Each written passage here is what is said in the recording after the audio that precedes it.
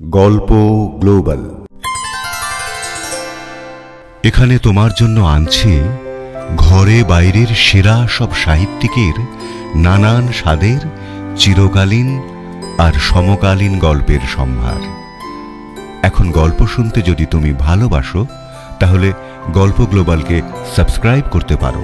সেক্ষেত্রে আমাদের গল্পের সমস্ত খবর পৌঁছে যাবে তোমার কাছে, আর আমরাও পেয়ে যাব তোমার মতো একজন শ্রোতাকে। সাবস্ক্রাইব করে বেল আইকনের ওপর তোমার আঙুলটা ছুঁয়ে দাও, তাহলেই তোমার পরশ আমার প্রাণে। তোমার জন্য আজকের নিবেদন।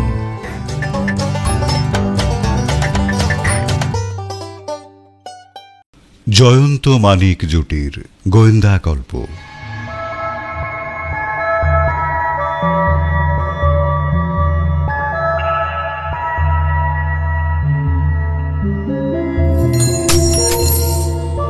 রক্তাক্ত পুরী। রচনা হেমেন্দ্র কুমার রায়। শ্রুতিরূপ ও প্রযোজনা দীপঙ্কর চট্টোপাধ্যায়। আবহ, শব্দগ্রহণ ও সম্পাদনা অনুপ মুখোপাধ্যায়। আজকের গল্প রক্তাক্ত পুরী।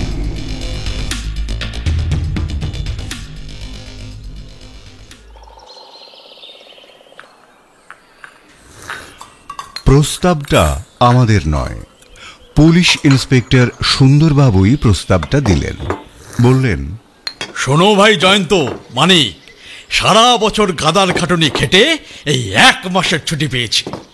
কলকাতার বাইরে গিয়ে হাওয়া খেয়ে ছুটিটার সৎ ব্যবহার করতে চাই। তোমরাও কি আমার সঙ্গে জুড়ে যেতে পারবে? আমি বললুম, আমার আপত্তি নেই, জয়ন্তকে জিজ্ঞাসা করুন। জয়ন্ত বলল, সুন্দরবাবুর মতন পুলিশের গোয়েন্দা যখন হাওয়া খেতে বেরোচ্ছেন, আমার মতো শখের গোয়েন্দাই বা ঘরে বসে থাকবে কেন? বড়ই প্রীত হলাম। তাহলে তৈরি হয়ে নাও, পরশুই শুভযাত্রা। সে না হয় হলো, কিন্তু কোথায়? হাওয়াই যদি খেতে হয় তবে লবণাক্ত হাওয়াই হলো উৎকৃষ্ট। সেক্ষেত্রে আপনি কি পুরী যাওয়ার কথা ভাবছেন? কারেক্ট, অভ্রান্ত অনুমান। বুঝলুম ছুটি পেয়ে সুন্দরবাবু বেশ মুডে আছেন। জয়ন্ত বলল, তথাস্তু, তাহলে পরশুই পুরী যাত্রা ফাইনাল।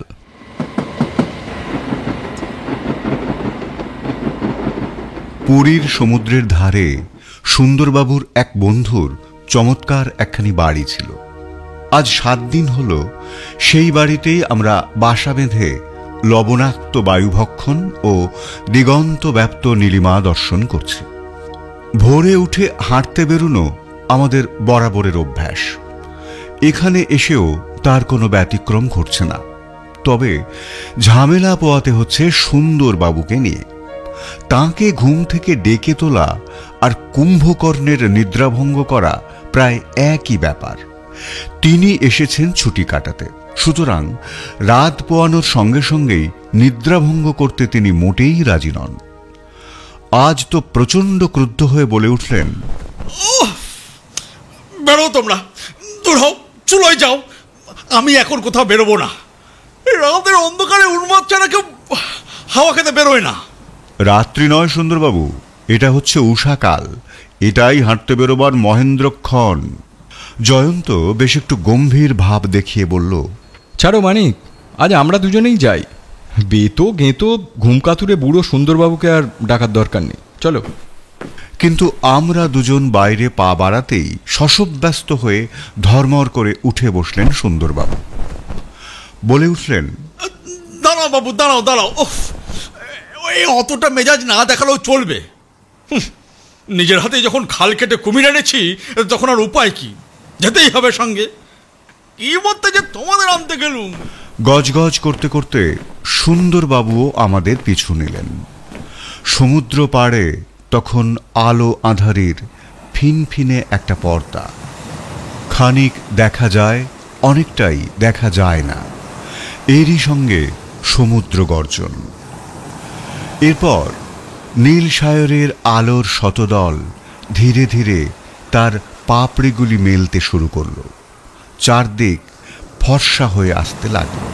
সমুদ্র তীরের বিস্তীর্ণ বালুরাশির দিকে তাকিয়ে জয়ন্ত বলল, এই বালুতটের দিকে ভালো করে তাকালে দেখতে পাবে শত শত পদচিহ্নের বিচিত্র কাহিনী। শিশু, বালক, যুবা, প্রৌঢ় আর বৃদ্ধা স্ত্রী পুরুষেরা পায়ে পায়ে তাদের আত্মকাহিনী রচনা করে চোখের সামনে ছড়িয়ে রেখে গেছে। তাদের কেউ ছুটছে, কেউ বা সাবধানে সন্তর্পণে পা ফেলছে, কেউ লাফালাফি করছে, কেউ আছাড় খেয়েছে, কেউ বা আবার মনের আনন্দে বালির ওপর গড়াগড়ি দিয়েছে। এসব তো খুব সহজেই ধরা পড়ে, কিন্তু শ্রেষ্ঠ পদচিহ্ন বিশারদরা পায়ের ছাপ দেখে অনায়াসেই বলে দিতে পারে মানুষটা রোগা না মোটা, তার বয়স মোটামুটি কত, সে কেন দৌড়চ্ছে বা বসে পড়েছে বা দাঁড়িয়েছে, এমনই আরও অনেক কথা। সুন্দরবাবু বিস্মিত হয়ে বললেন, বাপরে, পায়ের ছাপ থেকে এত কিছু!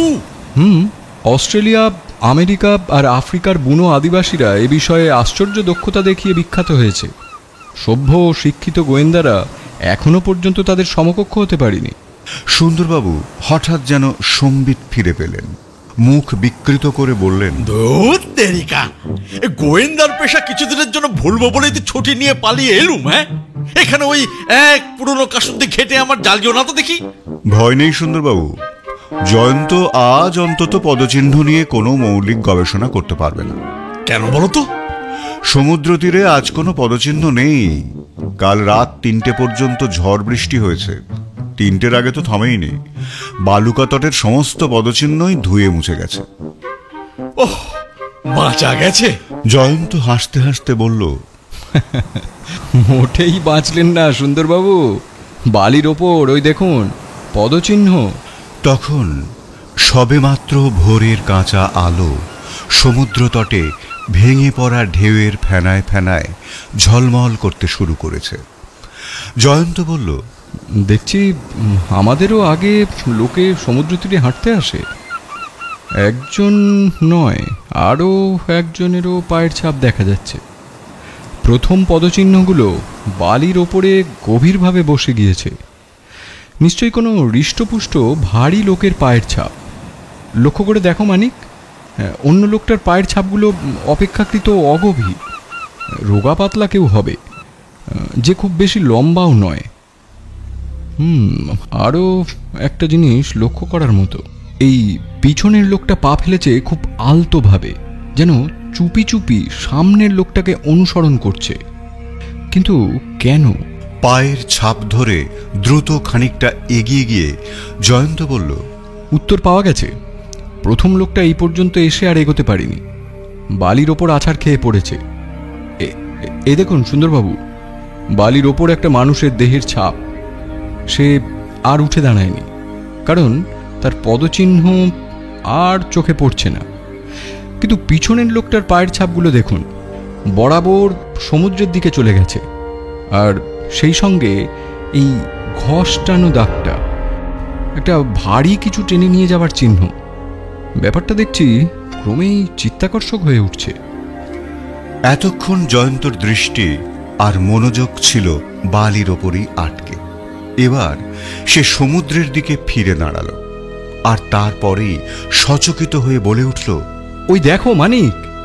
ওর দৃষ্টি অনুসরণ করে সামনে তাকিয়ে দেখি জলের কাছ বরাবর একটা মানুষের দেহ পড়ে আছে। সুন্দরবাবু সেদিকে না তাকিয়েই নির্লিপ্ত ভঙ্গিতে বললেন, বোধহয় কেউ বালুকা বেলায় নির্দর্শক উপভোগ করছে। কিরকম অস্বাভাবিকভাবে হাত পা চড়িয়ে পড়ে আছে দেখেছেন? না, দেখিনি, দেখতে চাইও না। অস্বাভাবিক যদি কিছু ঘটেও থাকে তা নিয়ে উড়িষ্যা পুলিশ মাথা ঘামা, ও নিয়ে আমার কোনো মাথা ব্যথা নেই। আমি এসেছি ছুটি কাটাতে, নির্ঝঞ্ঝাটে হাওয়া খেতে। জয়ন্ত সুন্দরবাবুর কথায় ভ্রুক্ষেপ না করে হনহনিয়ে সামনের দিকে হাঁটতে লাগলো। ওর পিছন পিছন আমিও গেলুম। একটা মোটা সোটা লম্বা চওড়া দেহ পড়ে রয়েছে জলের ধার বরাবর উপুর হয়ে। মাথার পিছন দিকটায় একটা ভয়ঙ্কর ক্ষতচিহ্ন, খানিকটা অংশ যেন উড়ে গেছে। এখনো রক্তের ধারা গলগল করে বেরিয়ে আসছে। জয়ন্ত আপন মনে বিড়বিড় করতে লাগলো, পিছন পিছন সন্তর্পণে যে লোকটা আসছিল গুলিটা ছুঁড়েছে সেই। তারপর গুলি খেয়ে পড়ে যাওয়া দেহটা টানতে টানতে নিয়ে আসছিল সমুদ্রে বিসর্জন দেবে বলে, কিন্তু হঠাৎ এইখানেই লাশ ফেলে রেখে গা ঢাকা দিয়েছে। কিন্তু কেন? এরপর বালির ওপর পায়ের ছাপগুলো বেশ খুঁটিয়ে দেখতে লাগলো। খানিকক্ষণ পর বলে উঠল, মানিক, রহস্যটা যেন বুঝতে পারছি। এই পদচিহ্নগুলো লক্ষ্য করলে তুমিও বুঝতে পারবে। এই দেখো, লাশ এখানে ফেলে রেখে খুনি প্রথমে খানিকটা দৌড়ে গিয়েই আবার থেমে পড়েছে। তারপর হনহন করে তাড়াতাড়ি এগিয়েছে বটে, কিন্তু আর দৌড়ইনি। কিন্তু প্রশ্ন হচ্ছে, লাশ ফেলে রেখে পালালো কেন? বোধহয় কারুর সাড়া পেয়েছিল। হ্যাঁ, সম্ভবত সেটা হবে। তুমি ক্ষতচিহ্নটা ভালো করে দেখেছ? কি দিয়ে আঘাত করেছে বলো তো? সাধারণ অস্ত্র নয়, অসাধারণ কোনো অস্ত্র। সুন্দরবাবু কিছুক্ষণ দূরেই দাঁড়িয়েছিলেন বটে, কিন্তু শেষ পর্যন্ত আর পারেননি। ধীরে ধীরে আমাদের কাছেই এগিয়ে এসেছিলেন। এবার বললেন, ভেবেছিলাম মুখ খুলবো না, কিন্তু তোমাদের এসব ছেলে মানুষের কথা শুনে মুখ না খুলে পারলুম না। আপনি মুখ খুলে কি বলতে চান? বলতে চাইছি যে খুব কাছ থেকে ছড়রা ভরা বন্দুক ছুড়লেও এমন ভয়ঙ্কর ক্ষত হওয়া অসম্ভব নয়। জয়ন্ত মৃদু হেসে বলল, সম্ভব অসম্ভবের কথা ছেড়ে দিন, ভাবতে হবে খুনটা কোন সময় হয়েছে। রাত প্রায় 3:30 পর্যন্ত ঝড় বৃষ্টি চলেছে। সেই সময় সমুদ্র তীরে কারোর উপস্থিতি সম্ভবপর নয়। লাশের জামাকাপড় শুকনো, পোশাক পরিচ্ছদ দেখে মনে হয় মৃত ভদ্রলোক নিশ্চয়ই প্রাতভ্রমণেই বেরিয়েছিলেন। ধরুন ঘড়িতে তখন ভোর 5টা, কেননা লাশের ক্ষতস্থানের রক্ত এখনো বন্ধ হয়নি। অর্থাৎ খুন হয়েছে অল্প খানিকক্ষণ আগেই। ভোরবেলা সমুদ্রের ধারে লোক চলাচল হতেই পারে। এ সময় একটা বন্দুক ঘাড়ে করে বাইরে বেরোবে কোনো অপরাধী এতটা নির্বোধ নয়। সুন্দরবাবু গম্ভীর গলায় বললেন, তাহলে তোমার মতে খুনি কোন অস্ত্র ব্যবহার করেছে? আমি বললাম, রিভলভার কি? আমার তো তাই মনে হয়। মাথার অতখানি অংশ একেবারে উড়িয়ে দিতে পারে এমন শক্তিশালী রিভলভার আমি দেখিনি বাপু। আমি দেখেছি 357 ক্যালিবারের ম্যাগনাম রিভলভার। নাম শুনেছেন কখনো? শুনিনি। আমি এক সাহেবের কাছে দেখেছিলাম। পৃথিবীর সবচাইতে শক্তিশালী রিভলভার, 2700 গজ পর্যন্ত তার রেঞ্জ। এই ম্যাগনাম রিভলভারের গুলি ইটের দেওয়ালও ভেদ করে ফেলতে পারে। কিন্তু প্রশ্ন হচ্ছে, এদেশি অপরাধীদের হাতে আসবে কেমন করে? সব শুনে সুন্দরবাবু শুধু উচ্চারণ করলেন, কিন্তু এবার ভিড় বাড়তে শুরু করবে। বেশি দেরি করলে ভ্রমণার্থীদের পায়ে পায়ে আমাদের দরকারি চিহ্নগুলো সব ঘেঁটে যাবে। চলো তাড়াতাড়ি এগোনো যাক। আসামির পদচিহ্নগুলো কোন দিকে কত দূর পর্যন্ত গেছে দেখি। বিস্তৃত বালুতটের একদিকে ফেনীর সমুদ্রের লাফালাফি, আর একটু ওপর দিকে একটা সংকীর্ণ পথের রেখা। সেই পথ ধরেই এগিয়েছে পদচিহ্নগুলো। কিন্তু সেই পথ ধরে খানিকটা এগিয়ে যেতেই চোখে পড়ল পথের ওপর জড়সড় হয়ে দাঁড়িয়ে আছে 3 জন প্রায় নগ্ন জেলে। এদের বলে নুলিয়া। এদের কাছে গিয়ে জয়ন্ত জিজ্ঞাসা করল, তোমরা এখানে দাঁড়িয়ে আছো কেন? পুলিশের জন্য। ওইখানে একজন খুনও হয়েছে। তোমরা কি পুলিশে খবর দিয়েছো? 2 জন গেছে, মোরা দাঁড়িয়ে আছে। যে খুন হয়েছে তাকে চেনো নাকি? আগে না বাবু, লাশ দেখেছো? এখানে থেকেই দেখতে পাচ্ছি, কাছে যায়নি। এখানে আর কাউকে দেখেছো? এক বাবুকেও দেখেছি। মাথায় খাটো, রোগা? হ্যাঁ, ছোটোখাটো রোগা চেহারা আছে। গায়ের রং? কালো। বয়স কিরকম হয় বলো তো? তা বলতে পারি না। মুখটাও অতটা বুড়োটে। ও মাথার চুল আর গোঁফও দেখলে মনে হয় ও বুড়ো। একেবারে পাকাও আছে। দাড়ি নেই? না বাবুজি। ও পোশাক? কালো রঙেরও পাঞ্জাবি আর ও পাজামা আছে। খুন হয়েছে এটা তোমরা জানতে পারলে কিভাবে? রোজকারও মতো আজও মোরা 5 জনে খুব ভোরে গিয়ে এমন কাজে বেরোই, তেমনই বেরিয়েছিল। তখনও চারিদিকটা ভালো করে ফর্সা হয়নি। আমরা কজনও গলা ছেড়ে গান গাইতে গাইতে বসেছিল। হঠাৎ মনে হলো একটু দূরে একজন লোকও থমকে দাঁড়িয়ে পড়ল। তারপরেই দেখি সে তাড়াতাড়ি আমাদের দিকেই এগিয়ে আসছে। জয়ন্ত বাধা দিয়ে বলল, বন্দুকের শব্দ শুনতে পেয়েছিলে কেউ? না, তা শুনতে পাইনি। ও তাছাড়াও এইখানে সমুদ্র যেমন অবিরাম কামান দিকে যাচ্ছে, তাতে দূর থেকে কোনো গুলিরও আওয়াজও বলেও শোনা যাবে না। তা ঠিক। লোকটার হাতে কোনো বন্দুক ছিল কি? না, বন্দুকও ছিল না। বেশ, তারপর কি হলো বলো। লোকটা ভয়ে কাঁপতে কাঁপতে ও আমাদের সামনে এসে দাঁড়ালো। হাঁপাতে হাঁপাতে বলল, একটা লোক খুন হয়ে গেছে, ওই যে সামনে লাশ পড়ে আছে। ওফ, এই বীভৎস দৃশ্য। তোমরা এখানে লাশটা পাহারা দাও, আর একজন গিয়ে থানায় খবর দিয়ে এসো, নইলে হয়তো তোমরাই বিপদে পড়ে যাবে। আমি তখন বললুম যে মোরা মুখসুক্ষ মানুষ বাবু, আপনি গিয়ে পুলিশকে জানান না। ওরে বাবা, আমি বুড়ো মানুষ, আমার হাত পা কাঁপছে, আমি এসবের মধ্যে নেই। এরপরও মোরা আরো কিছু বলবার সুযোগ না দিয়ে এক প্রকার দৌড়েই ওদিকে কোথায় চলে গেলেন। জয়ন্ত বাঁ দিকে মুখ ফিরিয়ে বালির দিকে তাকিয়ে বলল, দেখছি বাবুটি পথের ওপর ওঠেনি, বালির ওপর দিয়েই হেঁটেছেন। হঠাৎ সুন্দরবাবু উচ্ছ্বসিত কণ্ঠে বললেন, যাক বাবা, বাঁচা গেল। বালির ওপর থেকে চোখ তুলে জয়ন্ত বলল, আপনার এই নিশ্চিন্ততার কারণ? ওই যে তারা এসে পড়েছে, উড়িষ্যার পুলিশ বাহিনী। তাতে হয়েছেটা কি? এসো মানিক, আমরা নিজেদের কাজটা করি। পথের ওপর দিয়ে আসছিল ৮-১০ জন পুলিশ। তাদের পিছন পিছন ভয়ে ভয়ে আসছিল দুজন নুলিয়া। আমরা দুজন কয়েক পা এগোতে না এগোতেই ইন্সপেক্টর গোছের একজন চড়া গলায় হুকুম দিলেন, এই এই যাচ্ছ কোথায়? দাঁড়াও। অগত্যা আমাদের গতি রুদ্ধ হলো। কে তোমরা? এবার সুন্দরবাবু এগিয়ে গিয়ে চাপা গলায় ইন্সপেক্টর বাবুকে কি সব বললেন, এবং তাতেই দেখলাম ইন্সপেক্টর বাবুর মুখের ভাব পাল্টে গেল। দুহাত তুলে নমস্কার জানিয়ে মোলায়েম গলায় বললেন, এই মামলায় আপনার মতো লোকের সাহায্য পাবো, এ তো আমাদের পরম সৌভাগ্য। আচ্ছা জয়ন্তবাবু, ইতিমধ্যেই কি আপনি এ মামলার কোনো সূত্র টুত্র আবিষ্কার করে ফেলেছেন নাকি? জয়ন্ত নিজে যা বুঝেছিল খুব অল্প কথায় সেটাই ইন্সপেক্টর বাবুকে বুঝিয়ে দিল। সব শুনে তিনি বললেন, সাংঘাতিক কাণ্ড। চলুন আগে লাশটা একবার নিজের চোখে দেখি। লাশের ক্ষতস্থান দেখেই ইন্সপেক্টর বাবুর চক্ষু স্থির হয়ে গেল। প্রায় মিনিট খানেক বোবার মতো দাঁড়িয়ে থেকে বিস্ফারিত চক্ষে বললেন, বাপরে, কি ভয়ানক! কেউ কি ভদ্রলোকের মাথা লক্ষ্য করে কামান দেখেছিল? সুন্দরবাবু বললেন, আমি ভেবেছিলুম শটগান, হয়তো খুব কাছ থেকে। তাও অসম্ভব নয়। রিভলভার। বলেন কি মশাই, রিভলভারের গুলিতে এমন ভাবে মাথার আধখানা উড়ে যাবে? সুন্দরবাবু বেশ ভারী কে চালে বললেন, 357 ক্যালিবারের ম্যাগনাম রিভলভার, যার রেঞ্জ 2700 গজ পর্যন্ত। বাপরে, সেরকম রিভলভার আমি কোনোদিন চোখেও দেখিনি।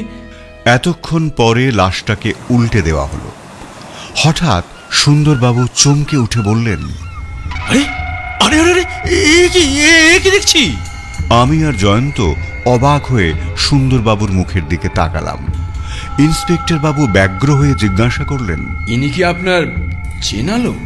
মহেন্দ্র নারায়ণ রায় চৌধুরী, পাকিস্তানের জমিদার, এখন কলকাতার স্থায়ী বাসিন্দা। ইনিও আমাদের মতো এখানে হাওয়া খেতে এসেছিলেন।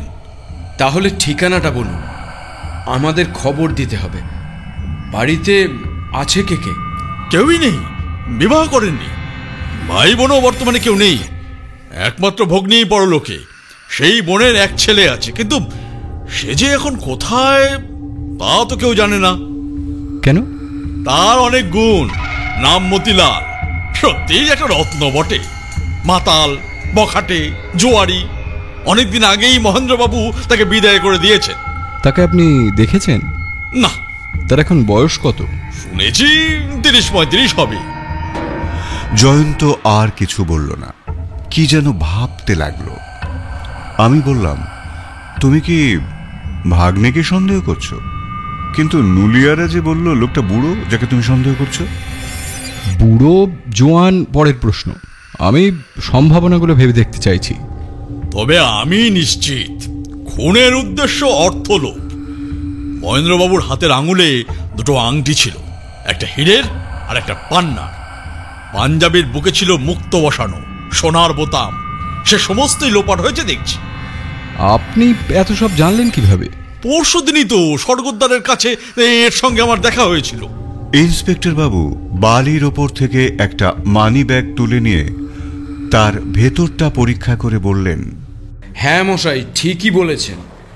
স্পষ্টই বোঝা যাচ্ছে যে অর্থের লোভেই কেউ এই দুষ্কর্মটি করে এখান থেকে পিটটান দিয়েছে। জয়ন্ত একটু হেসে বলল, তাহলে বোঝা গেল এই খুনের কারণ অর্থলোভ। এখন কি করা উচিত? এখন তো একটাই কাজ, খুনির অন্বেষণ। ঠিক, তবে তার আগে অপরাধীর পায়ের ছাপ তুলে রাখা উচিত। হ্যাঁ হ্যাঁ, সে তো আমরা রাখবই। এটা তো রুটিন বাঁধা কাজ। দেখুন, বালির ওপর যারা খুন রাহাজানি করে তারা হচ্ছে একান্ত নির্বোধ। বালির পট তাদের সমস্ত গতিবিধির নিখুঁত নকশা তুলে রাখে। তবে এক্ষেত্রে খুনিকে অতটা নির্বোধ বলে মনে হয় না। সময় পেলে হয়তো চিহ্নগুলো ঘেঁটে দিয়েই যেত, কিন্তু হঠাৎই নুলিয়ারা এসে পড়ায় সেটা আর সম্ভব হয়নি। তার পদচিহ্ন এখান থেকে বাঁ দিকে গিয়েছে। আসুন সেটা অনুসরণ করে কদ্দূর যাওয়া যায় দেখি, পরে আর এই সুযোগটা পাওয়া যাবে না। ঠিক ঠিক, একটু পরেই জায়গাটা ভিড়ে ভাড়াক্কার হয়ে যাবে, তখন আর স্নানার্থীদের আটকে রাখা যাবে না।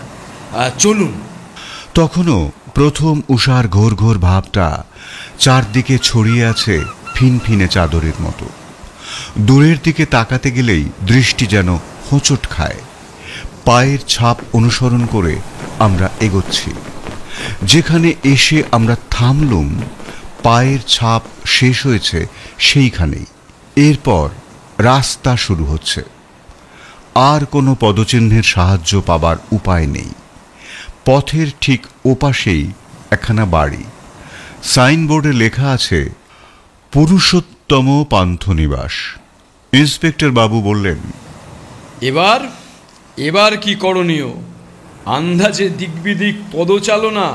জয়ন্ত ইন্সপেক্টর বাবুর ঠাট্টাকে পাত্তা না দিয়ে গম্ভীর মুখে বলল, দুটো সম্ভাবনা। যথা, এক, অপরাধী রাস্তায় উঠে বাঁ দিকে অর্থাৎ স্বর্গদ্বারের দিকে এগিয়েছে। আর জয়ন্ত একটু থামল। ইন্সপেক্টর বাবু বললেন, আর একটা সম্ভাবনা আছে, এতখানি পথ বালির ওপর দিয়ে হেঁটে পার হয়ে এসে সে হঠাৎ ঠিক এইখানেই রাস্তায় উঠল কেন? এর উত্তর সেই দিতে পারে। আমরাও অনুমান করতে পারি। আমি বললুম, তবে কি ওই পুরুষোত্তম পান্থনিবাসেই সে উঠেছে বলছো? ঠিক, হয়তো সে ওখানেই ঠেক গেড়েছে। খুব সহজেই এই সমস্যার সমাধান হতে পারে। হ্যাঁ, তা পারে। চলুন খোঁজ করি। পাছে পুলিশ দেখে পান্থনিবাসের লোকেরা প্রথমেই ভোরকে না যায়, সেজন্য আমি আর জয়ন্তই আগে গেলুম। জয়ন্ত হাঁক দিল। পান্থনিবাসের মালিক কে আছেন? একজন ভুঁড়িওয়ালা মাছ বয়সী লোক উঠোনের এক ধারে উবু হয়ে বসে দাঁতন দিয়ে দাঁত মাজছিল। থুতু ফেলে মুখ তুলে বলল, ও আমি হোটেলের মালিক। একটু বাইরে আসুন না, বলছি। নতুন অতিথি এসেছে ভেবে সে হাসতে হাসতে বাইরে এসে দাঁড়ালো এবং পর মুহূর্তেই একদল পুলিশ দেখে মুখের হাসি মুখেই শুকিয়ে গেল। আপনার ভয় নেই, যা জিজ্ঞাসা করব ঠিকঠাক উত্তর দেবেন। আজ সকালে কখন ঘুম থেকে উঠেছেন? আমি রোজই ভোর 5টারও আগেই ঘুম থেকে উঠে পড়ি বাবু। ও আমি হোটেলের মালিক, সকালে আমার অনেক কাজ থাকে। আজ 5টার আগেই আপনার পান্থনিবাস থেকে কাউকে বেরোতে দেখেছেন? অত সকালে আজ একজনই বেরিয়েছিলেন। তার নাম? আনন্দবাবু। তিনি এখানে উঠেছেন কবে? 3 দিনও আগে। 1 সপ্তাহের জন্য একখানা ঘর ভাড়া নিয়েছেন। আচ্ছা, তিনি কি বুড়ো মানুষ? হ্যাঁ, তবে বেশ ডাঁটো। মাথার চুলো অবশ্য সবই পাকা। চেহারা কেমন? রোগা সোগা, ছোটখাটো। গায়ের রং? কালো বটে। বেরোবার সময় কি পড়েছিলেন? কালো পাঞ্জাবি ও আর ওই পাজামা। তিনি কি ফিরে এসেছেন? হ্যাঁ, এই খানিক আগেই তো ফিরলেন। কোন ঘরে উঠেছেন? ওই যে ওই দোতলারও কোনেরও ঘরখানা দেখছেন, দরজা বন্ধ, ওই ঘরখানাতেই আছেন। বেশ, তাহলে চুপি চুপি আমাদের ওপরে নিয়ে চলুন। আমরা ডাকবো না, আপনিই ডাকবেন। আমি আর জয়ন্ত উড়িষ্যা পুলিশের সাথে যথাসম্ভব নিঃশব্দে পান্থ নিবাসের ভেতর ঢুকলুম। সুন্দরবাবু অবশ্য বাইরেই গ্যাঁট হয়ে দাঁড়িয়ে রইলেন। আমি মুখ টিপে হেসে বললুম, আরে আপনি হচ্ছেন নৈবেদ্যের ওপর চূড়ো, সন্দেশের মতন, আপনি আসবেন না? তোমার এই ফিচের হাসি দেখলে আমার গা জ্বলে যায় মানিক। আগেই বলে দিয়েছি তো, আমি এসব নিয়ে মাথা ঘামাতে মোটেই রাজি নই। তোমরা যাও। সবাই একসঙ্গে টিপে টিপে পা ফেলে দোতলার বারান্দায় উঠে এলুম। তারপর একটা বন্ধ দরজার সামনে এসে দাঁড়ালুম। দরজার এক পাশে আমি আর জয়ন্ত, আর এক পাশে পুলিশের 4 জন লোক, মাঝখানে পান্থ নিবাসের মালিক। জয়ন্তর নির্দেশে ইন্সপেক্টর বাবু রিভলভার বার করে প্রস্তুত হয়ে রইলেন, কারণ আমাদের প্রতিপক্ষ সশস্ত্র। বিস্ফারিত চোখে আমাদের কাণ্ড কারখানা দেখে পান্থ নিবাসের মালিক কাঁপা গলায় ডাক দিলেন, আনন্দবাবু। কোনো সাড়া পাওয়া গেল না। মালিক আবার ডাকলেন, ও আনন্দবাবু, আমি পান্থনিবাসেরও কর্তা বলছি। এবারেও ঘরের ভেতর থেকে কোনো সাড়া শব্দ এলো না। জয়ন্ত সন্দিগ্ধভাবে এগিয়ে গিয়ে ঠেলা মারতেই দরজা যাবে কোথা দিয়ে? সদর দরজা তো আগলে আমরাই দাঁড়িয়ে মালিক আছি। মশাই ঘরের ভিতরে ঢুকে উঁকি মেরে বিস্ফারিত গলায় বললেন, আরে, ঘরের ভিতরে কোনো জনপ্রাণী নেই। আনন্দবাবুকে তো আমি বাড়ির বাইরে যেতে দেখিনি। ইন্সপেক্টর বললেন, যাবে কোথা দিয়ে? সদর দরজা তো আগলে আমরাই দাঁড়িয়ে আছি। আগে বাড়ির পিছনে যে একটা খিড়কির দরজা আছে। ব্যাস, তবেই হয়েছে। হাতের কাছে এসেও ফসকে গেল। কপাল দেখছি নিতান্তই খারাপ। চলুন ঘরের ভেতরটা একবার তল্লাশ করা যাক। মালিক মশাই বললেন, তল্লাশও আর কি করিবেন, ছিলেন তো একখানা ছোট সুটকেসও, তার জন্য মোটেরও দরকার হয় না। খানা তল্লাশ করে কিছুই পাওয়া গেল না। জয়ন্ত বলল, এখানে আমাদের ঠকালো বটে, তবে আমার ধারণা সে এখনো পুরীধামেই অবস্থান করছে। তবে যত তাড়াতাড়ি পারবে পুরী ছেড়ে পালাবার চেষ্টা করবে। পালাবে কোথা দিয়ে? পুরী হচ্ছে রেলপথের শেষ স্টেশন। এক্ষুনি লোকটার একটা চেহারার বর্ণনা দিয়ে পুলিশ পোস্টিংয়ের ব্যবস্থা করে দিচ্ছি। রোগা, বেটে, গায়ের রং কালো, মাথার চুল আর গোঁপ পাকা, তাই তো? চুল কিন্তু সত্যি সত্যি পাকা নাও হতে পারে। জয়ন্তর কথা শুনে পান্থনিবাসের মালিক বেশ জোর দিয়েই বললেন, না মশাই, সত্যি পাকা ছিল। পরচুলা হলে আমি বুঝতে পারতুম। দিনের বেলা কাছ থেকে দেখলেও আসলে নকল বুঝতে পারবো না। তাহলে পরচুলা নয়। চলুন বাড়ির খিড়কির দিকটা একবার চোখ বুলিয়ে নেওয়া দরকার। নিচে নেমে আমরা সবাই খিড়কির দিকে গেলাম। সুন্দরবাবু আমাদের দিকে ফিরেও তাকালেন না। আমি তার কানের কাছে মুখ নিয়ে গিয়ে বললুম, বলি, ও মশাই, প্রস্তরীভূত হয়ে গেলেন নাকি? দেখতে পাচ্ছেন না আমরা ওদিকে যাচ্ছি? তোমরা চুলোয় গেলেও আমার মাথা ব্যথার কোনো কারণ নেই। সে ঠিক আছে, কিন্তু একা দাঁড়িয়ে থাকবেন? লোকটার হাতে কিন্তু ম্যাগনাম রিভলভার আছে। হঠাৎ আপনাকে একা পেয়ে যদি সে এখানে এসে এলেও আমাকে পাবে না। আমার এখানে সঙ্গের মতো দাঁড়িয়ে থাকতে ভালো লাগছে না। আমি চললুম। তখন পুরীর সমুদ্র গর্জনের সঙ্গে যুক্ত হয়েছে জনসমুদ্রের প্রচণ্ড কোলাহল। জয় জগন্নাথ ধ্বনি শোনা যাচ্ছে চতুর্দিকে। তীর্থযাত্রীরা নেমেছে সাগর স্নানে। সূর্যের আলো চতুর্দিকে ছড়িয়ে পড়েছে পরিপূর্ণ গৌরবে। পুরুষোত্তম পান্থনিবাসের পিছন দিকে একটা সরু গলি। জয়ন্ত জিজ্ঞাসা করল, আচ্ছা, এই গলিটার দুটো দিক কোথায় কোথায় গিয়ে শেষ হচ্ছে? উত্তর দিকে জগন্নাথ দেবের মন্দির আর দক্ষিণে সমুদ্র। পুলিশের ভয়ে আসামি নিশ্চয়ই সমুদ্রের দিকে যাবে না। মন্দিরের দিকটাই গা ঢাকা দেবার জন্য সুবিধাজনক। তীর্থক্ষেত্রের মস্ত সুবিধা হলো যে কেউ যখন খুশি যে কোনো পাণ্ডার বাড়িতে গিয়ে আশ্রয় নিতে পারে। হঠাৎ আমার নজরে পড়ল বেশ খানিকটা দূরে একটা লোক একটা বাড়ির পাশ থেকে উঁকি ঝুঁকি মেরে যেন আমাদের গতিবিধির ওপর নজর রাখছে। জয়ন্তকে ব্যাপারটা বলতে গেল। ও বলল, হ্যাঁ দেখেছি, ওই যে মুখখানা সাত করে সরে গেল। ইন্সপেক্টর বাবু বললেন, অত্যন্ত সন্দেহজনক, একবার দেখে আসি। পুলিশের হাতে ধরা দেবার জন্য আসামি ওখানে অপেক্ষা করবে ভেবেছেন? তবে পাড়ায় পুলিশ দেখলে এমনিতেই সাধারণ লোকের মনে একটা ভয় আর কৌতূহল জেগে ওঠে, উঁকি ঝুঁকি না মেরে থাকতে পারে না। তবুও একবার চক্কর দিয়ে এলে ক্ষতি কি? মন চাইলে যান। ইন্সপেক্টর বাবু দ্রুত এগিয়ে গেলেন। খানিকক্ষণ এদিক ওদিক দেখে ফিরে এসে বললেন, ব্যাটা চম্পট দিয়েছে। যাই হোক, আপনারা তাহলে বাসায় ফিরে যান। আমার সঙ্গে আর শুধু শুধু মিথ্যে কষ্ট করবেন কেন? আপনি কি করবেন? মামলা আমার ঘরে তো, সুতরাং আমার তো আর নিস্তার নেই। দেখি শ্রীমন্দিরের আশপাশটা একবার টহল দিয়ে। বেশ, তাই করুন। কিন্তু পেট খিদে জ্বলছে, এক কাপ চা খেয়েও বেরোতে পারেনি মশাই। জয়ন্ত হাসতে হাসতে বলল, আপনিও তো দেখছি আমাদের সুন্দরবাবুর দরে। তা যান না, ওই সামনেই তো পুরুষোত্তম পান্থনিবাসটা রয়েছে, ওখানেই চলে যান। জয়ন্ত হাসতে হাসতে সমুদ্রের দিকে হাঁটা শুরু করল। সুন্দরবাবুকে আর দেখতে পাওয়া গেল না। আমি কৌতূহলী হয়ে ইন্সপেক্টর বাবুর পিছন পিছনই চললুম। পান্থনিবাসের মালিক আবার ইন্সপেক্টর বাবুকে দেখে মুখে একটা নকল খুশির ভাব ফুটিয়ে বলল, আসুন আসুন, আনন্দবাবুর পাত্তা পেলেন? ও কথা পরে হবে, আগে দু চারখানা লুচি পুরি যা আছে দিন, আর এক কাপ চা। আর হ্যাঁ মানিকবাবু, আপনি কি খাবেন? না না, আপনিই খান, আমি পরে। আর হ্যাঁ, আমি কিন্তু বিনামূল্যে খাওয়ার লোক নই, দাম নিতে হবে।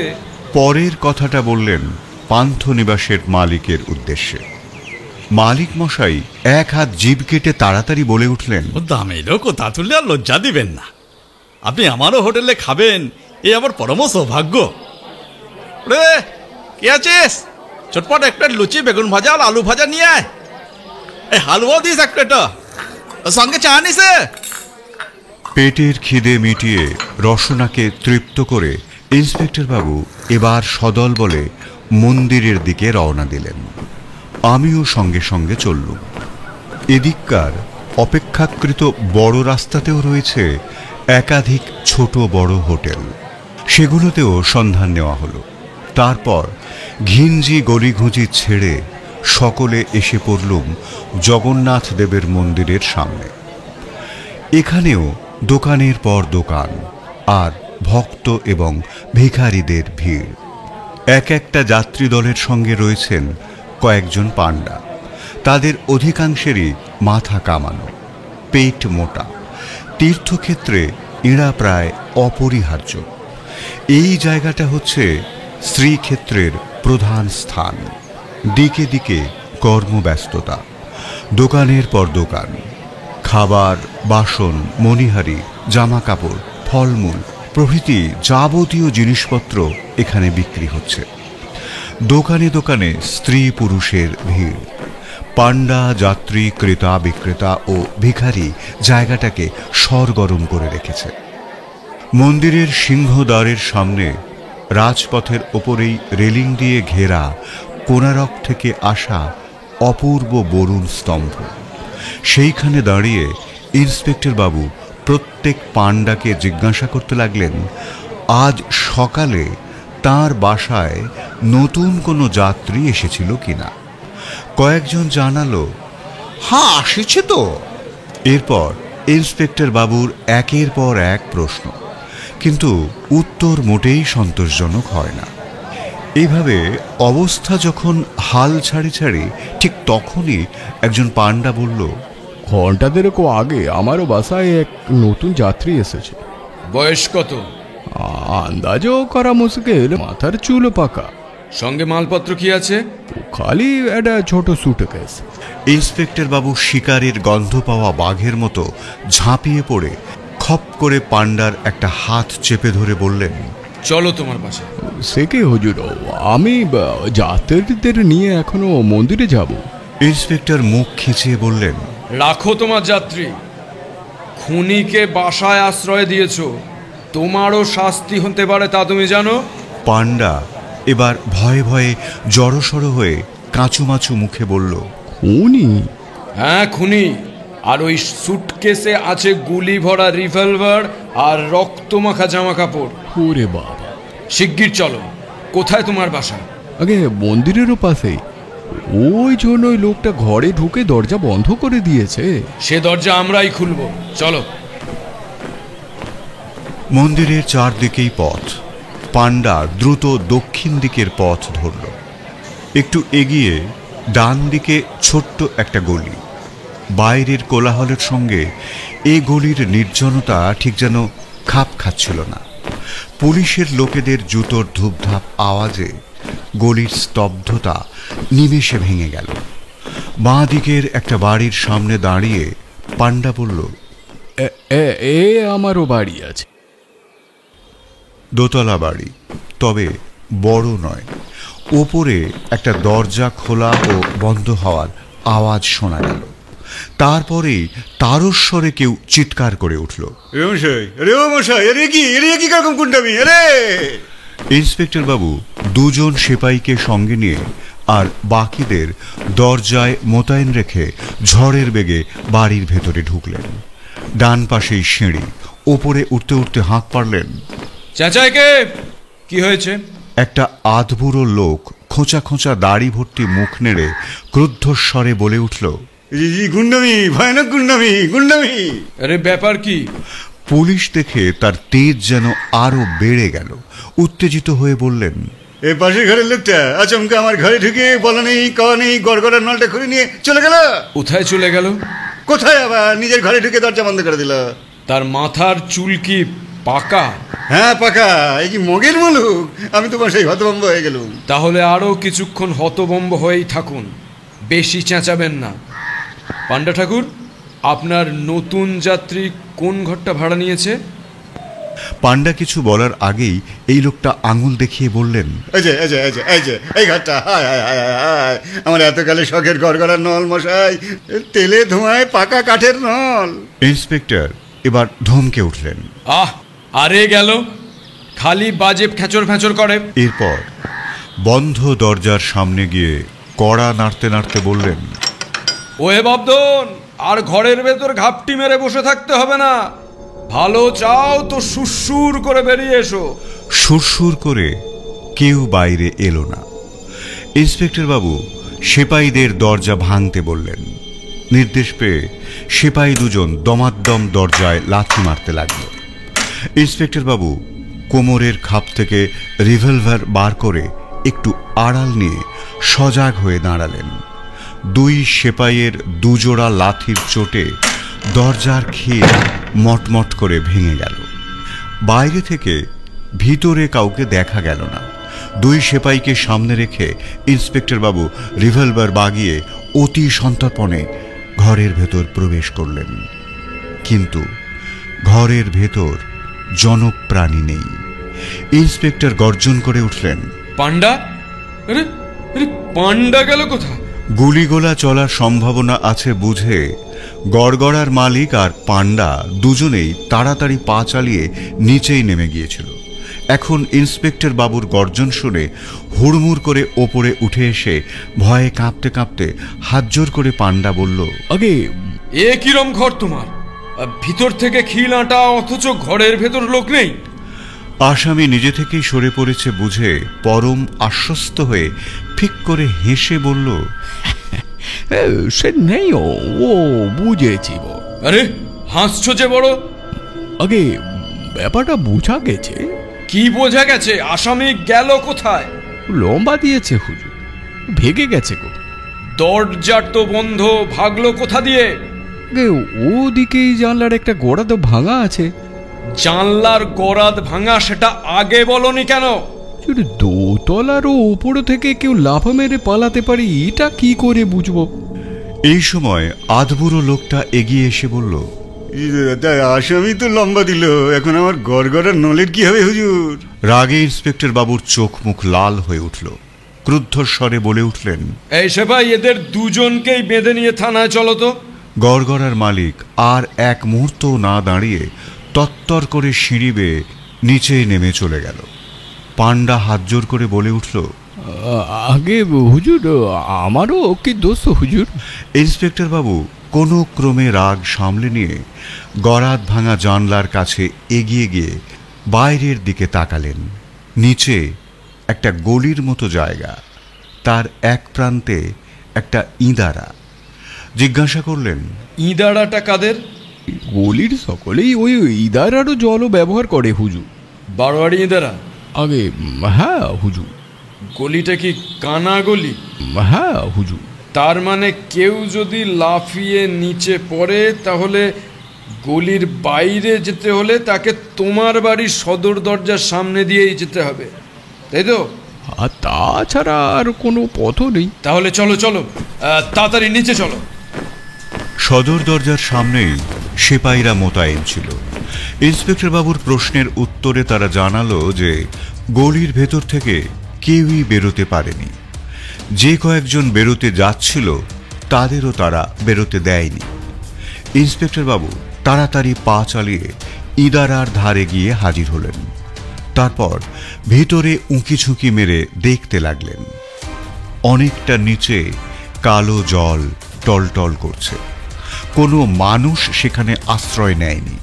তবুও নিশ্চিত হওয়ার জন্য তীক্ষ্ণ দৃষ্টিতে জলের দিকে তাকিয়ে রইলেন বেশ কিছুক্ষণ।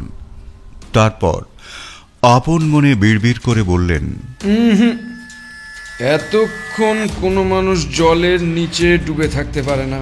পান্ডা বলল, হুজুর, ও বেটা নিশ্চয়ই কোনো বাড়ির ভেতরে ঢুকে লুকিয়ে আছে। এক রত্তি কানা গলি, বাড়ি আছে মাত্র খান কয়। প্রত্যেকটা বাড়িতেই খানা তল্লাশি চালানো হলো, কিন্তু আসামি আনন্দের কোনো পাত্তা পাওয়া গেল না। হতাশ ক্লান্ত কণ্ঠে ইন্সপেক্টর বাবু বললেন, খাটাখাটনি সার, বেটা ভোজবাজির মতো উবে গেল। চলুন একবার জয়ন্তর কাছে যাওয়া যাক। চলুন ব্যর্থতার খবরটাই দিয়ে আসি। ধুঁকতে ধুঁকতে আবার ফিরে এলুম সেই আগের জায়গায়, সমুদ্রের ধারে।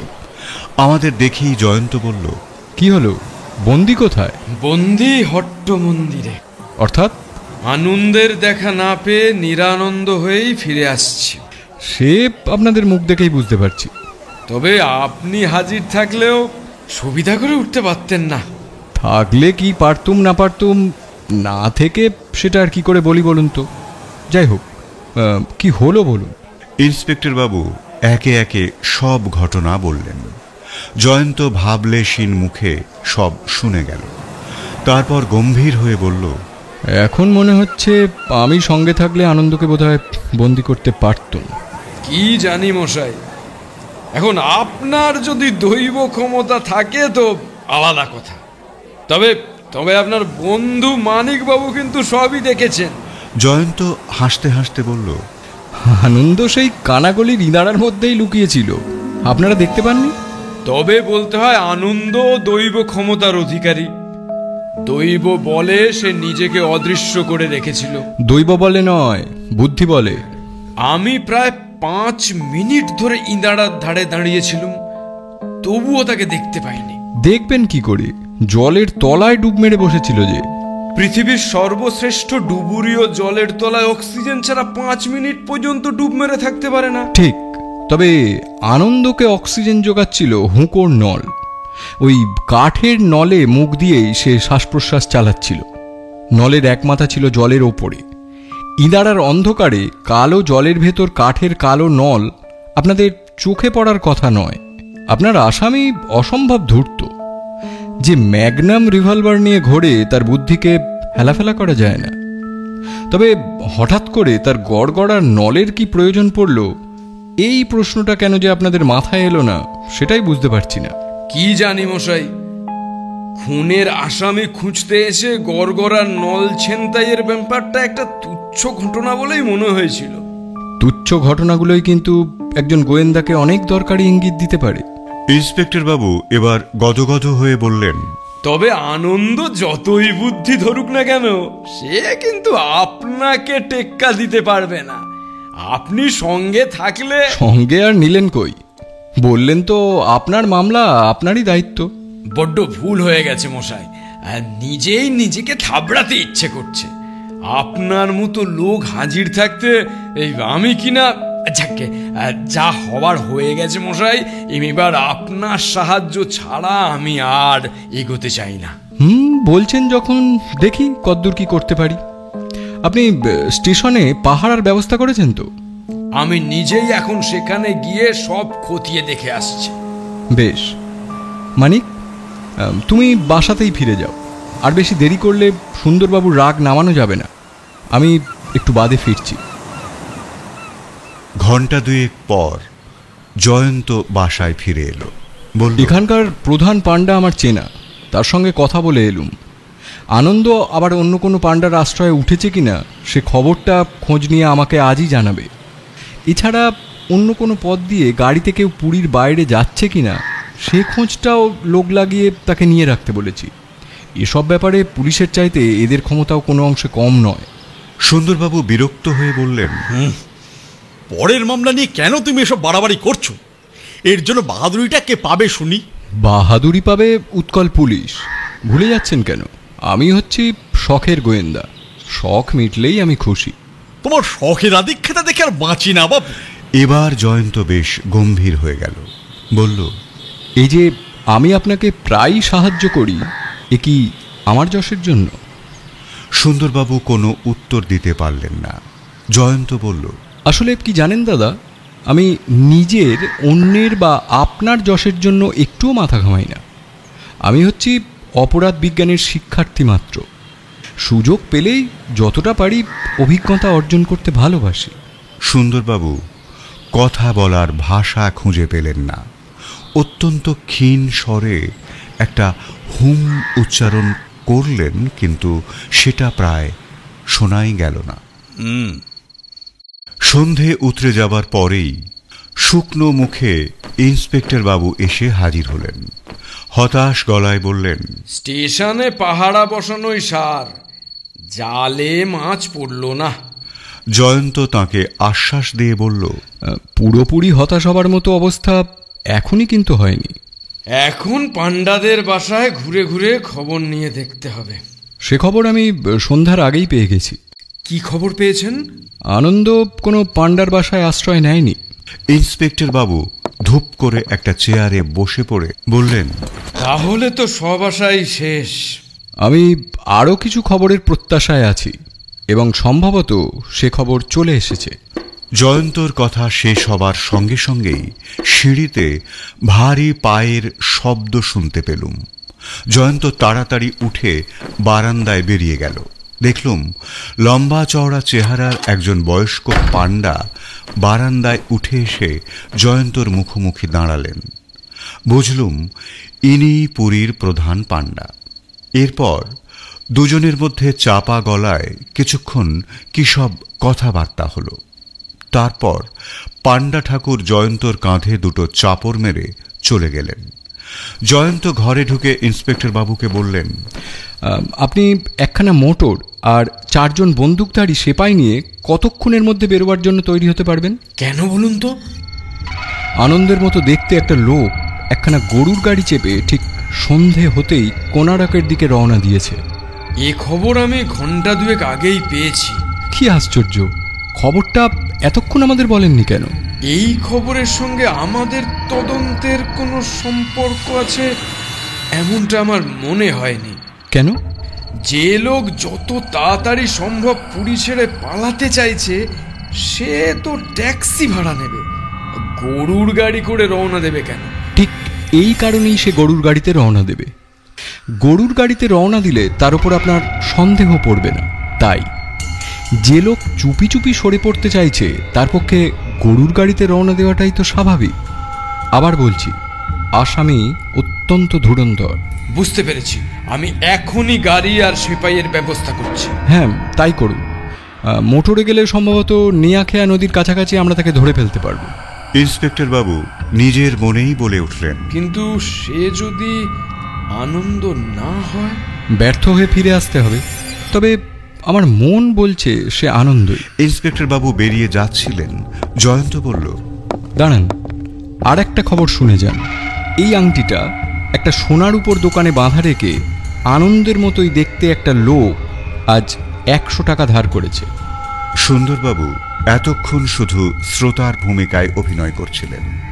জয়ন্তর কথা শুনে এইবার সাগ্রহে সামনের দিকে ঝুঁকে পড়ে আংটিটা দেখেই বলে উঠলেন, তোমার খবরে একটু ভুল আছে জয়ন্ত। লোকটা আনন্দের মতো দেখতে নয়, লোকটা আনন্দই। এই পান্নার আংটিটি আমি জীবিত অবস্থায় মহেন্দ্রবাবুর হাতে দেখেছি। জয়ন্ত বলল, আপনি তাড়াতাড়ি রেডি হন ইন্সপেক্টর। সুন্দরবাবু উত্তেজিত হয়ে বললেন, মনে হচ্ছে আজই একটা এসপার ওসপার হয়ে যাবে। পুরী শহরের ধুমধাম ছাড়িয়ে পুলিশের জিপখানা যখন শহরের বাইরে এসে পড়ল, তখন নির্মেঘ নীল আকাশে প্রতিপদের প্রায় আস্ত একখানা চাঁদ। ধুধু মরুভূমির মতো নিরালায় বহু দূর থেকে ভেসে আসছে সমুদ্রের অস্পষ্ট আওয়াজ। মাঝে মাঝে ছোট বড় পাথরের মতো বালিয়াড়ি, তারই মাঝে মাঝে ফাঁকে ফাঁকে দেখা যায় হরিণের দল। সুন্দরবাবু বললেন, পুরী ছেড়ে যে স্বর্গপুরীতে এসে পড়লুম ভায়া। জয়ন্ত বলল, মরুভূমি তো দেখেননি, এটাকে তারই একটা ছোট্ট সংস্করণ ধরে নিতে পারেন। এই সময় দুদিকের বিস্তৃত বালিরাশির মাঝখান দিয়ে একটা ঘুমন্ত পথের রেখা যেন ফুটে উঠল। আমাদের গাড়ি ছুটতে লাগলো তারই ওপর দিয়ে। সবাই হঠাৎ চুপচাপ হয়ে গেল।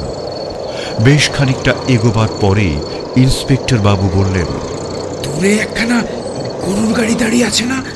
জয়ন্ত সেটা লক্ষ্য করেছে, গম্ভীরভাবে বলল, সবাই হুঁশিয়ার। ধবধবে জ্যোৎস্নায় বেশ দেখা যাচ্ছিল একখানা ছই দিয়ে ঢাকা গরুর গাড়ি নিশ্চল হয়ে পথের ওপর দাঁড়িয়ে আছে। গাড়ির ওপাশে নেয়াখেয়া নদীর জল চাঁদের আলোয় চকমক করছে। জয়ন্ত বলল, এই ফাঁকা জায়গায় আমাদের জিপের আওয়াজ তো নদীর ধার থেকে নিশ্চয়ই শোনা যাওয়ার কথা। ওটা যদি আনন্দের গাড়ি হয় তবে দাঁড়িয়ে থাকবে কেন? আমি বললাম, আনন্দ কি শেষটায় মরিয়া হয়ে এইখানে দাঁড়িয়েই আমাদের মোকাবিলা করতে চাইছে? ওর কাছে কিন্তু দূরপাল্লা রিভলভার আছে। সুন্দরবাবু একটু নড়ে চড়ে বসে বললেন, ইন্সপেক্টর বাবু বললেন, না মানিকবাবু, আমার মনে হচ্ছে ব্যাপারটা একটু অন্যরকম। সাধারণত এই নেয়া খেয়া নদীতে জল অল্পই থাকে, তখন গরুর গাড়ি অনায়াসেই নদী পার হয়ে যায় যাত্রী নিয়েই। কিন্তু কাল রাতে তো তুমুল ঝড় বৃষ্টি হয়ে গেল, ফলে নদী এখন ফুঁসছে। সেই কারণেই বোধহয় নদী পার হতে পারেনি। আচ্ছা, আনন্দ বেটা ছইয়ের কোনো ছেঁদা দিয়ে আমাদের দিকে লক্ষ্য স্থির করছে না তো? কিছুই আশ্চর্য নয় ইন্সপেক্টর, আমাদের জিপ এখন গরুর গাড়ির যথেষ্ট কাছে এসে পড়েছে, আর এগিয়ে কাজ নেই। গোয়ার তুমিকে সাহস বলে ভাবলে মস্ত ভুল করা হবে। জিপ দাঁড়িয়ে পড়ল। জয়ন্ত চেঁচিয়ে ডাকল, গারোয়ান, ও গারোয়ান। গরুর গাড়ি থেকে সাড়া পাওয়া গেল। হুজুর, ভাড়া যাবে? না হুজুর, সবারই আছে। কোথায়? তিনি হরিণ শিকারে গেছেন। গাড়িতে কেউ নেই? না। আমরা পুলিশের লোক, তুমি এদিকে এসো। গাড়োয়ান গাড়ি থেকে নেমে কাছে এসে হাত জোর করে ভয়ে ভয়ে বলল, আগে আমি তো কোনো অন্যায় কাজ করিনি হুজুর। তাহলে তোমার কোনো ভয় নেই। কোথায় যাচ্ছিলে বলো? আগে কোণারকের মন্দিরে হুজুর, কিন্তু নদীতে এত জল যে পার হবার উপায় নেই। কাল সকাল পর্যন্ত অপেক্ষা করে তারপর অন্য কোনো উপায় দেখতে হবে। তোমার সবারই কি বাঙালি? আগে হ্যাঁ হুজুর। দেখতে কেমন? গায়ের রং কালো, রোগা, বেটে, বয়স বেশি নয়। গোঁফ আর মাথার চুল কি পাকা? না হুজুর, কালো। হরিণ শিকারে গেলেন, তার সঙ্গে কি বন্দুক ছিল? না হুজুর, কি দিয়ে হরিণ শিকার করবেন তা কে জানে। তিনি বললেন চুপ করে সকাল পর্যন্ত বসে না থেকে একটা হরিণ টরিণ মেরে আনা যাক। গাড়িতে তার মালপত্র আছে? না হুজুর, একটা হাত ব্যাগের মতো ছিল, সেটা তো সঙ্গে নিয়ে গেলেন। কতক্ষণ আগে গিয়েছেন? তা মিনিট 20 বেশি হবে না। কোন দিকে গেলেন? ওই যে ওই সামনের দিকটায় ওখানেই গেলেন। তারপর ওই বালিয়াড়ির আড়ালে পড়ে গেল, তাকে তো আর দেখতে পাচ্ছি না। এরপর জয়ন্ত গাড়ি থেকে নেমে ইন্সপেক্টর বাবুকে নিয়ে একটু দূরে সরে গিয়ে কি সব সলা পরামর্শ করে নিল। তারপরেই ইন্সপেক্টর বাবু সেপাইদের উদ্দেশ্যে হাঁক পারলেন, এই তোমরা নেমে এসো, আমরা সামনে এগোবো। আগে ইন্সপেক্টর বাবু, তারপর 4 জন বন্দুকধারী পুলিশ, তারপর সুন্দরবাবু এবং সবার শেষে যতটা সম্ভব গা ঢাকা দিয়ে গুটিসুটি মেরে এগোচ্ছিলাম আমি আর জয়ন্ত। নিচের দিকে আঙুল দেখে জয়ন্ত বলল, এই দেখো মানে একজোড়া পায়ের ছাপ সোজা চলে গেছে ওই বালিয়াড়ির দিকে। সুতরাং আমাদের কোন দিকে যেতে হবে তা নিয়ে আর মাথা ঘামানোর দরকার নেই। ধীরে ধীরে আমরা বালির ওপর দিয়ে এগিয়ে চলল। আমাদের লক্ষ্য দূরের ওই বালিয়াড়ি। যেতে যেতে জয়ন্ত আমাকে আর সুন্দরবাবুকে বলে দিল আমাদের কার কি ভূমিকা হবে। সুন্দরবাবু একটু গাঁই করছিলেন, কিন্তু পরে বুঝে গেলেন যুদ্ধক্ষেত্রে তর্ক চলে না, তাতে বিপদ ডেকে আনতে পারে। প্রচণ্ড স্তব্ধতার মধ্যে কেবল ঝিঝি পোকার ডাক, আনন্দর পাত্তা নেই। সে কি এখান থেকে আরো অনেক দূর এগিয়ে অন্য কোনো দিকে চলে গেছে, নাকি ওই বালিয়াড়ির পিছনে কোথাও ঘাপটি মেরে আমাদের গতিবিধির ওপর নজর রাখছে? সে যে অত্যন্ত ধুরন্ধর অপরাধী, তার প্রমাণ আমরা একাধিকবার পেয়েছি। ইন্সপেক্টর বাবু একেবারে চুপচাপ। দূর থেকে সমুদ্রের গম্ভীর নির্ঘোষ, আর অদূর থেকে নেয়াখেয়া নদীর মৃদু করতাল, যেন একই সাথে ধ্রুপদ আর ঠুমরির সাধনা চলছে। দেখতে দেখতে আমরা একেবারে বালিয়াড়ির কাছে এসে পড়ল। জয়ন্ত ফিসফিস করে বলল, মানিক, সরে এসো। বিশাল বালিয়াড়িটা চাঁদের ফুটফুটে আলোকে বাধা দিয়ে মস্ত বড় একটা ছায়ার অস্পষ্টতা রচনা করেছে। সেই ছায়ায় আরো 4-5টা ছোট ছোট বালির ঠিপি। তাদের পিছনে আমরা দুজন একেবারে অদৃশ্য হয়ে গেলাম। তার আগে অবশ্য জয়ন্ত একজন সেপাইয়ের কাছ থেকে তার বন্দুকটা নিয়ে নিয়েছিল। আমরা আড়ালে চলে যাওয়ার একটু পরেই ইন্সপেক্টর বাবু হঠাৎ থমকে দাঁড়িয়ে পড়ে গলা তুলে চিৎকার করে বললেন, চুল হয়ে যাক আসামি, বেটা কোন দিকে কদ্দূর ভেঙেছে তার কোনো ঠিক আছে? সারা রাত ধরে ছুটোছুটি করে আর লাভ নেই, বরং কাল দিনের বেলা আবার চেষ্টা করে দেখা যাবে। চলো এখন ফিরে যাই। আমরা যেদিক থেকে এসেছিলাম আবার সবাই সেই দিকে হাঁটতে লাগল। বালিয়াড়ির ছায়ায় ঢিবির আড়ালে রয়ে গেলুম শুধু আমি আর জয়ন্ত। বেশ খানিকক্ষণ কাটল। তারপর শোনা গেল জিপ গাড়ির আওয়াজ। গাড়ি ফিরে যাচ্ছে। আমাদের চোখের সামনেই গাড়িখানা ক্রমশ একটা বিন্দুতে পরিণত হয়ে হারিয়ে গেল। আর ঠিক তার সঙ্গে সঙ্গেই প্রকাণ্ড বালিয়াড়িটার পিছন থেকে আবির্ভূত হল যেন এক অবাস্তব ছায়ামূর্তি। সেখানেই দাঁড়িয়ে চারদিকটা ভালো করে দেখে নিয়ে সেই ছায়ামূর্তি অত্যন্ত ধীরে ধীরে এগোতে লাগল। প্রায় জয়ন্তর গা ঘেঁষেই সে এগিয়ে গেল। তার দৃষ্টি আকৃষ্ট হয়ে রয়েছে দূরের নদীপথের দিকে, কিন্তু 2-4 পার বেশি সে আর এগোবার সময় পেল না। জয়ন্ত আচমকা বিদ্যুৎ বেগে উঠে দাঁড়িয়ে ঝাঁপিয়ে পড়ল। ছায়ামূর্তি কিছু বুঝে ওঠার আগেই উল্টে পড়ল বালির ওপর, কিন্তু পর মুহূর্তেই নিজেকে সামলে নিয়ে উঠে দাঁড়াবার চেষ্টা করতেই জয়ন্ত দুহাতে তার গলা চেপে ধরে উঁচু করে শূন্যে তুলে ঝাঁকাতে লাগল। দীর্ঘদেহী জয়ন্তর বলিষ্ঠ 2 হাতে খর্বকায় রোগা আনন্দকে ঠিক যেন বিড়ালের মুখে ঝুলে থাকা ইঁদুরের মতোই মনে হচ্ছে। না না, আমি তোকে মারবো না, তোর মরণ ফাঁসি কাটে ঝুলে।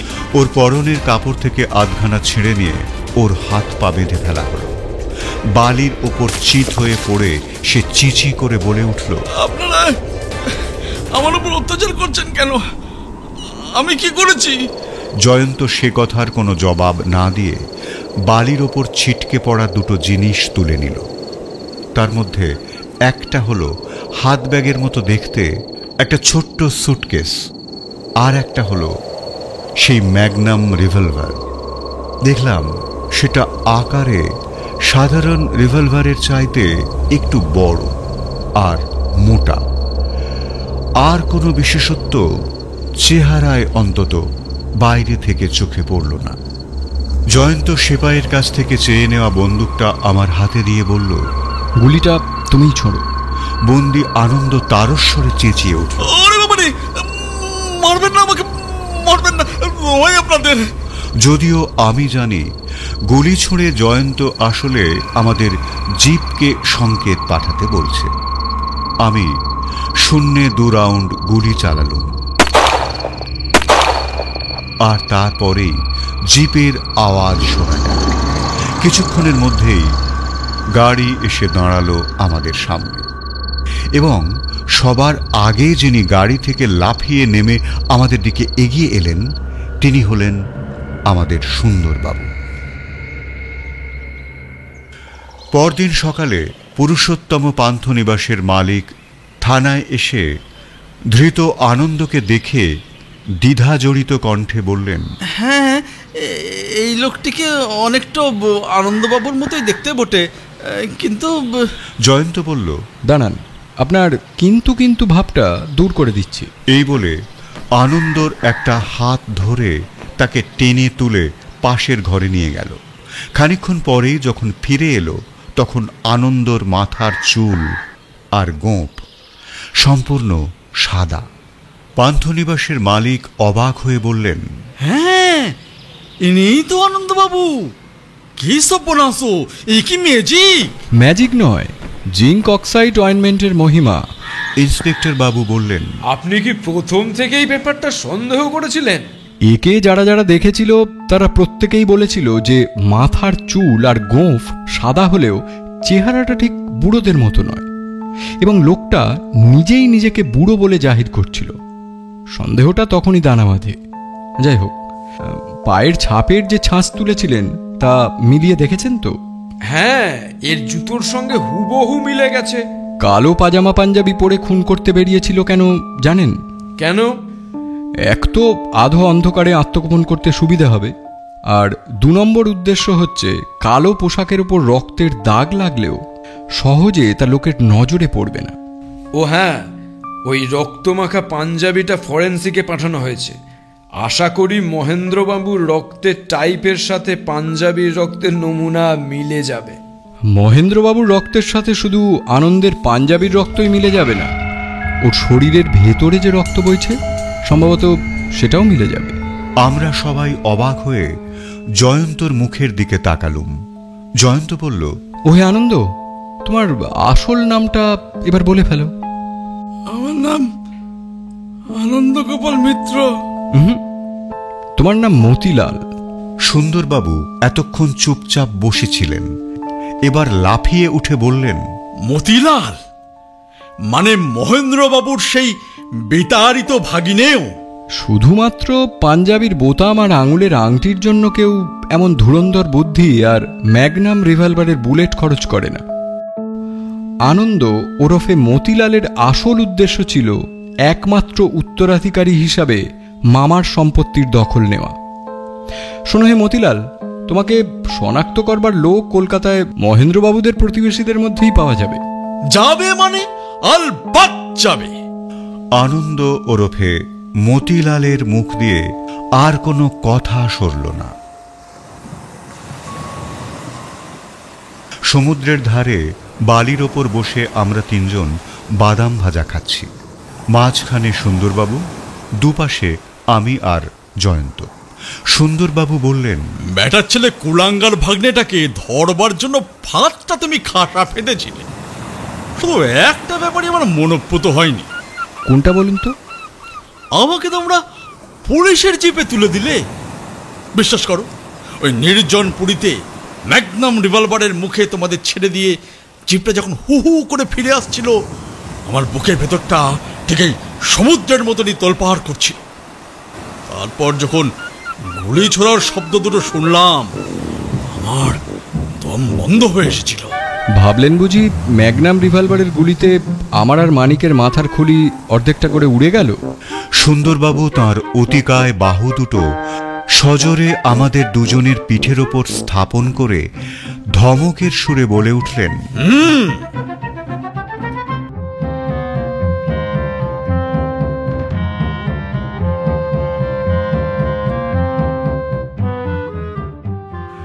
এতক্ষণ তোমাকে শোনাচ্ছিলাম হেমেন্দ্র কুমার রায়ের গল্প। বিভিন্ন চরিত্রের সংলাপগুলো যারা বলল, নুলিয়া, পান্ডা, গাড়োয়ান এবং জয়ন্ত, অনুপ। পান্থনিবাসের মালিক আনন্দ এবং সুন্দরবাবু, অপু। ইন্সপেক্টর সঞ্জিত। হুঁকোর মালিক এবং মানিকের সংলাপগুলো বললাম আমি, দীপঙ্কর। তোমার সঙ্গে আবার দেখা হবে নতুন গল্প নিয়ে। আজ এই পর্যন্ত। ও হ্যাঁ, শুনতে ভাল লেগে থাকলে লাইক দিও, শেয়ার করো, আর মতামত জানালে তো আমি খুবই খুশি হব। টাটা।